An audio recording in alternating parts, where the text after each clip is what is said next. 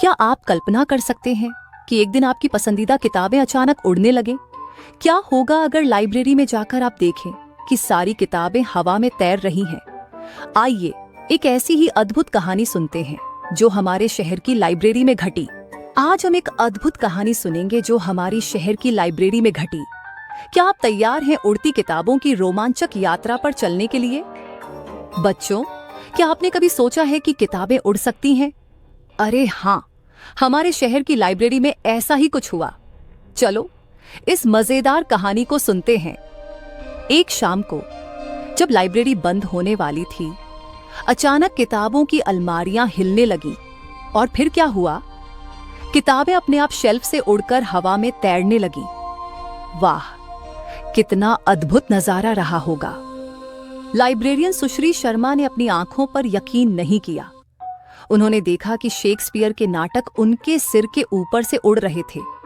क्या आप कल्पना कर सकते हैं? किताबें जादू से उड़ रही थीं। कुछ बच्चे डर गए और बाहर भाग गए, लेकिन कुछ ने अपने मोबाइल फोन से इस अद्भुत दृश्य को रिकॉर्ड करना शुरू कर दिया। सोचो, अगर आप वहां होते तो क्या करते? लेकिन इस जादू का राज क्या था? पता चला कि लाइब्रेरी का एयर कंडीशनर खराब हो गया था। उसे इतनी तेज हवा निकल रही थी कि किताबें उड़ने लगीं। वाह, कितना मजेदार तरीका है किताबों को उड़ाने का। इस घटना ने सभी को हंसा दिया और साथ ही किताबों की ओर लोगों का ध्यान खींचा। शायद किताबें भी कभी-कभी मस्ती करना चाहती हैं। अगली बार जब आप लाइब्रेरी जाएं तो ध्यान रखना, कहीं आपकी पसंदीदा किताब आपके हाथों से उड़ न जाए। तो बच्चों, हमने आज क्या सीखा?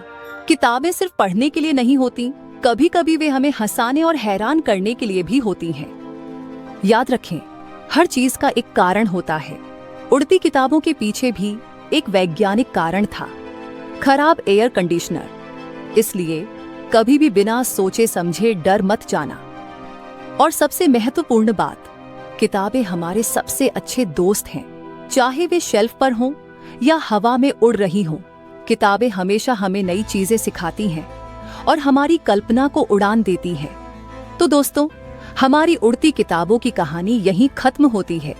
याद रखना, किताबें सिर्फ पढ़ने के लिए नहीं, बल्कि मजे करने के लिए भी हो सकती हैं। आशा है आपको यह कहानी पसंद आई होगी। अगली बार जब आप लाइब्रेरी जाएं, तो जरूर ध्यान देना कि कहीं कोई किताब उड़ तो नहीं रही। धन्यवाद दोस्तों, हमारे साथ जुड़ने के लिए। जल्द ही एक नई रोमांचक कहानी के साथ फिर मिलेंगे।